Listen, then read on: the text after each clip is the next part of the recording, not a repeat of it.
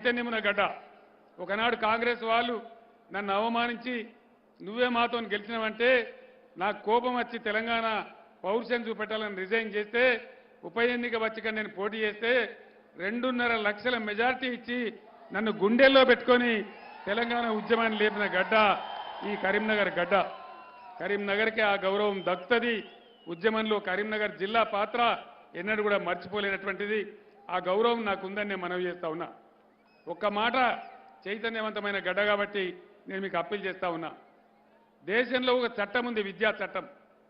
ఎన్ని జిల్లాలు ఉంటే ఇండియాలో ప్రతి జిల్లాకు కేంద్ర ప్రభుత్వం ఒక నవోదయ పాఠశాల ఏర్పాటు చేయాలి. ఇది చట్టం. చట్టాన్ని కూడా ఉల్లంఘించి నరేంద్ర మోడీ నేను 150 ఉత్తరాలు రాసిన, 100 సార్లు అడిగిన, అయ్యా మేము కొత్త రాష్ట్రమైనాం, మా కొత్త జిల్లాలకు నవోదయ పాఠశాల ఇవ్వమంటే ఒక్కటంటే ఒక్కటి కూడా ఇయ్యలేదు.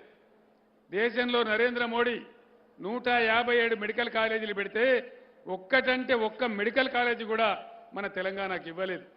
కొత్త వాళ్ళం ప్రాజెక్టు కట్టుకుంటున్నాం, కొత్తగా ఏర్పడ్డ రాష్ట్రమని ఏదైనా ఒక ప్రాజెక్టుకు జాతీయ హోదా ఇవ్వమంటే ఏ ఒక్కనాడు కూడా ఒక్క జాతీయ హోదా ఇవ్వలేదు, ₹1 ఇవ్వలేదు. ఇంకా షరతులు పెట్టి నరేంద్ర మోడీ నా మెడ మీద కత్తి పెట్టిండు. ఏం కత్తి?